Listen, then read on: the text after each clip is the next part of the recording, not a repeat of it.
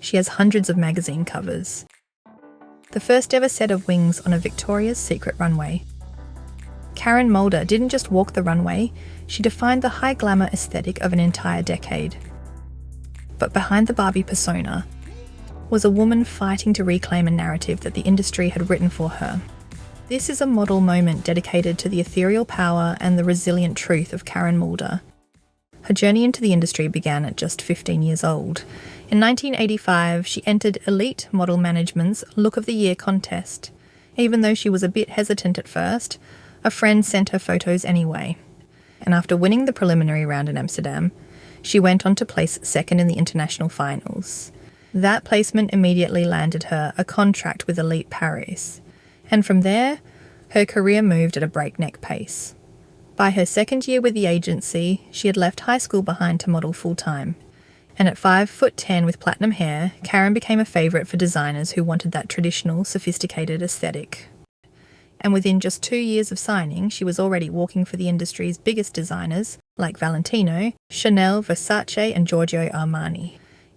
While she was a high-fashion darling, Karen also had a strong commercial influence. She was one of the original Victoria's Secret angels.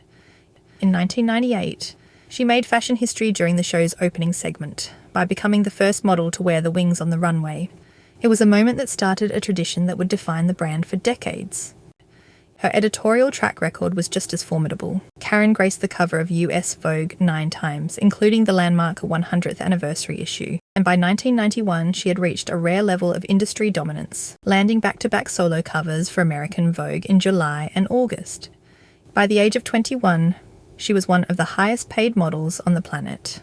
A multi-million-dollar contract with Guess in 1991 solidified her status, successfully bridging the gap between the exclusive world of the Parisian runway and global commercial stardom. In 2000, at the very height of her success, Karen made the unexpected decision to retire from full-time modelling.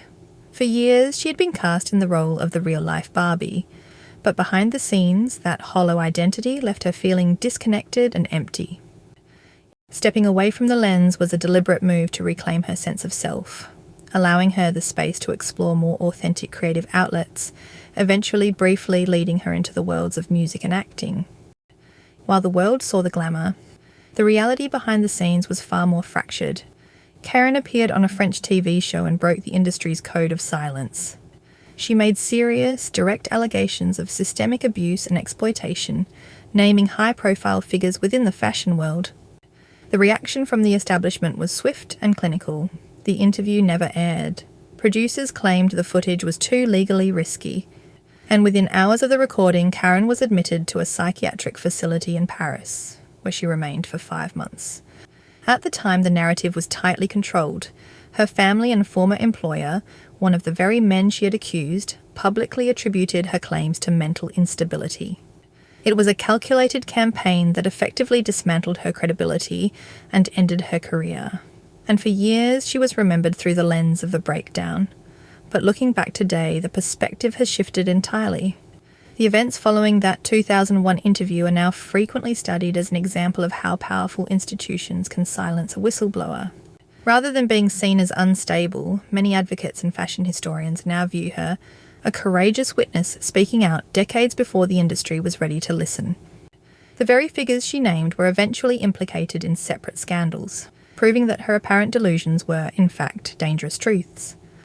Following a final runway appearance for Dior in 2007, Karen chose to step away from the spotlight almost entirely for a life of intentional privacy. And as of 2026, Karen continues to live a very private life, largely withdrawn from the media and the industry that once defined her. However, earlier this year, she made a quiet return to the digital world by launching an official Instagram profile, creating a space where she can connect directly with her fans, sharing the images and memories that matter to her.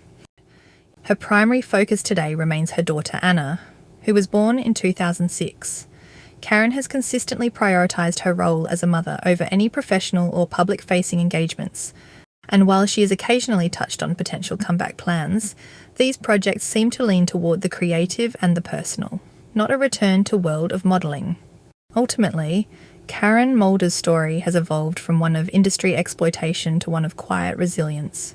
She is a woman who chose her own peace, proving that sometimes the most powerful thing you can do in a world that demands your image is to simply take it back.